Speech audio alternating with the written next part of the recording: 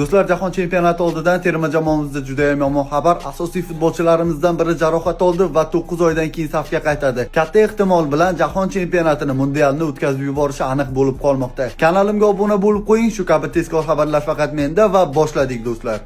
Aniqroq qilib aytadigan bo'lsam, terma jamoamizning asosiy futbolchilaridan, asosiy himoyachilardan biri 26 yoshli Turkiyaning Rizespor klubi a'zosi Husniddin Aliqulov jiddiy jarohat oldi va 9 oyga safdan chiqqanligi aytilmoqda. Ko'p ehtimol bilan Aliqulov terma jamoamiz bilan bo'ladigan mundialni o'tkazib yuboradi va AQShga ham bormaydi. Shunaqangi xabarlar tarqalmoqda har holda. Bilasizmi, bu juda ham jiddiy yo'qotish, chunki Aliqulov Yevropa darajasini ko'rgan va biz guruh bosqichida anchayin kuchli terma jamoalarga qarshi o'ynaymiz. Portugaliya, Kolumbiya va aynan ularga qarshi Aliqulovning tajribasi qo'l berardi. Lekin afsuski, mana shu pallada jarohat olib turibdi. Endi esa himoyamizda Ashurmatov, Husanov, Alijonov, Nasurlayev kabi futbolchilar o'zlari harakat qilishadi. Husniddin Aliqulovga esa sog'lik tilab tezroq safga qaytishini kutib qolamiz.